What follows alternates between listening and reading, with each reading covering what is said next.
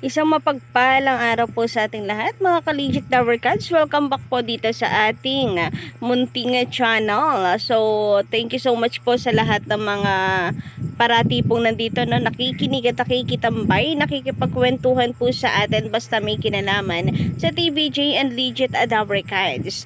So, ang mainit nga nating update natin pong pag-uusapan po ngayong gabi ay patungkol po dito kina Yorme and Buboy Villar na talaga namang gustong gusto atat na atat talagang palitan itong sila tawag dito Jose Manalo, Wally Bayola. So kumbaga si Buboy Villar, alam naman po natin alaga yan ni Jose Manalo. Marami pong nagawa si Jose Manalo para tulungan ang batang ito, pero wala tinutubuan ng sungay itong si Buboy at sinusuwag itong si Jose Manalo. So grabe, biruin niyo po, yung taong tinutulungan nyo ngayon ay talaga namang binabangga ka na. Bakit? Porque ba gumaganda na ngayon ang kanyang karera? Hindi naman gumaganda. Pumangit ngayon. Noong mga nakaraan, medyo maganda-ganda nung hindi pa siya nakakapasok sa Itbulaga kasi ang daming guestings, pero ngayon nakapasok siya sa Itbulaga. Ako parang negative na siya sa mga tao. Nabawasan na rin yung mga supporters niya sa YouTube channel nga niya. Mapapansin nyo konti na yung nanonood sa kanya. So bakit? Dahil sa offer ng Tape Inc. Kakalabanin na niya yung taong tumulong sa kanya ng panahong down na down siya, ng mga panahon na hirap siya, dahil inoperan po siya ng malaking siguro malaking halaga po yan para hindi po mahindian itong si Buboy Villar. Kakalimutan na lamang niya na mababangga pala niya ang taong laging nariyan para tulungan po sila ng kanyang pamilya, kagaya ng nung walang-wala sila. Talagang hindi lamang siya, pati pamilya niya, at pinipili talaga ni Jose Manalo na tulungan siya parate, every time. So, anyari kaya mga kapatid? Pero bago po natin simulan yan, nais ko po muna na hikayatin kayo mga kapatid, na pindutin yung subscribe button kung okay lang naman po sa inyo.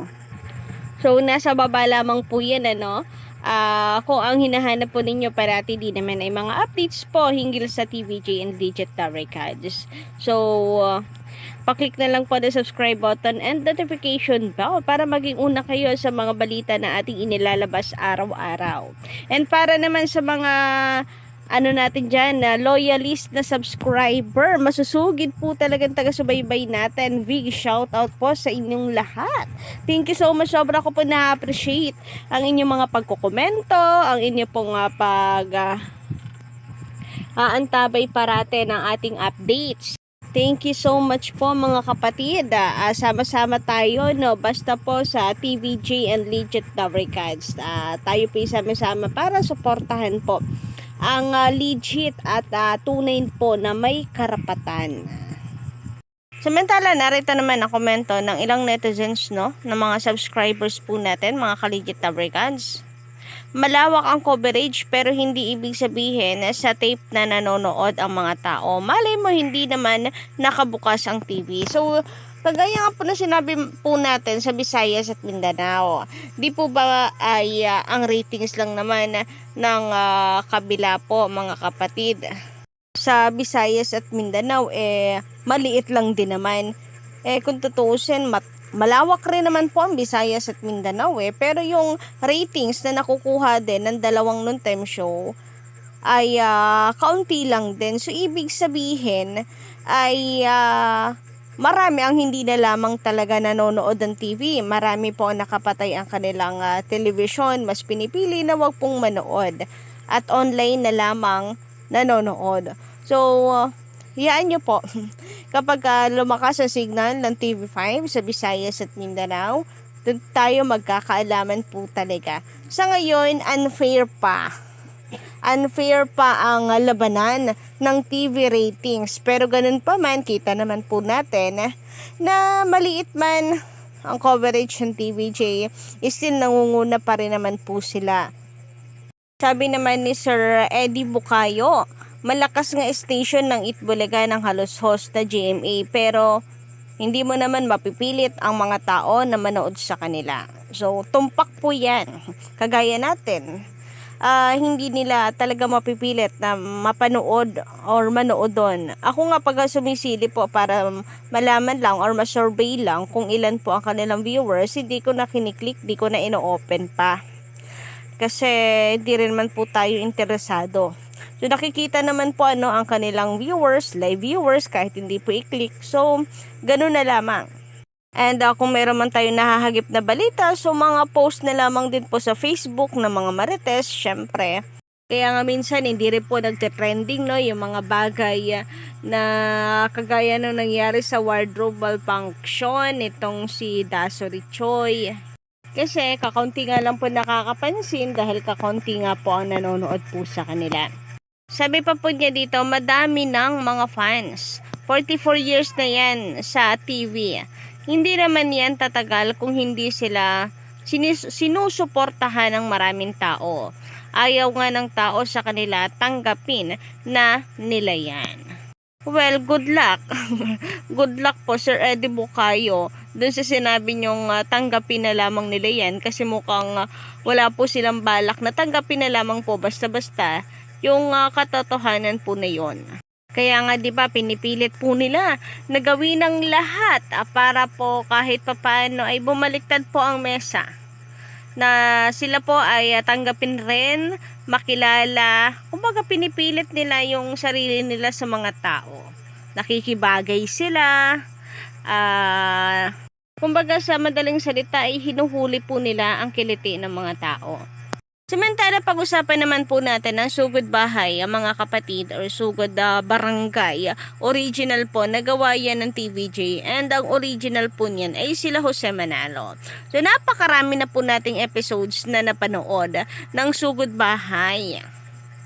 Mula noon hanggang ngayon, Sugod Bahay pa din talaga. Isa po sa the best na episode, the best na segment portion ng TVJ. Isa rin po yan sa kanilang specialty, kumbaga. Marami pong natutuwa at marami na rin po tayong episodes na napanood na talaga naman pong lap trip, mga kapatid. Pero tila itong sina Yorme at Buboy Villar, mga kapatid, ay gusto pong gayahin o baka nga palitan pa sila Mayor Jose and Wally Bayola, ang tandem duo. Kasi yung kanilang segment naman, napakalinaw po na G sa Gedli or Go sa Gilid. And yun din ang sinasabi po ni Yorme sa kapag nagaano sila. Na kung saan ay abang-abang araw po kung saang Gedli sila mapapadpad.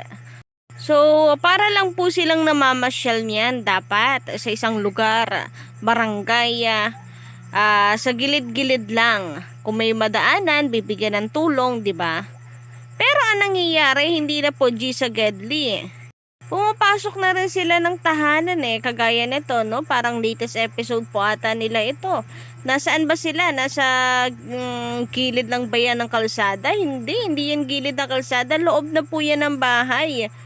Hindi naman yan yung kanilang title. Hindi naman Sugod Bahay yan. G sa Gedli po yan. Pero nasa loob na sila ng bahay. 'Di ba? Ginagawa na rin nila kung ano yung ginagawa ng nila Jose Manalo. Balak pa po atang paltan dahil dyan po kilala sila Jose Manalo, Wally Bayola, Paulo Ballesteros. Baka po mamaya yan meron po silang maanuhan na madaanan na purinarya o kaya matulungan po na embalsamador. Kagaya nung ginawa nila yung episode po nila Main Mendoza, na kung saan si Main ay G na G talaga. Walang kaarte-arte, pumasok pa po sa loob at humiga.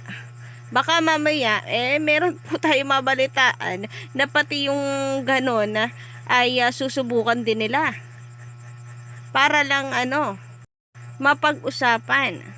Kayanin man yon nila o malamang si Buboy po ang kokopya nun. Kakayanin din man nila yung ginawang yun ni Main Mendoza. malinaw lang po na yun po ay panggagaya pa din. Parang halos lahat ng ginagawa sa sugod bahay ng Jowa Pao Meng ay gagawin nila. So, anyari po sa G sa Gedli, pumasok na ng tahanan. Although wala namang masama or wala namang batas na nagsasabing bawal gayahin, pero konting ano naman, 'di ba? Kasi alam naman po nila na sa Jowa Pao yan. Buti pa sana kung show ng iba yan yung hindi noon time show, yung hindi po talaga nila katunggali. Maunawaan pa natin, halimbawa gumaya sila sa isang challenge o sa isang trending na ginagawa ngayon, okay pa pero yung gayahin mo, yung sa katunggali po mismo, as in copycat talaga, copy paste, ay nananadya. Pero yun nga siguro dahil na rin ito sa ipinaglalaban nila, sila ang may karapatan sa mga segments dahil empleyado naman nila si Jennifer 'di ba? Yun yung dahilan kung bakit lumabas yung pangalan ni Miss Malu Pagar, para patunayan po na empleyado di umano si Jennifer, kaya walang karapatan ito na magsampa ng reklamo. Kayo po ka Digital Records, anong inyong say hinggil dito? Just comment down below.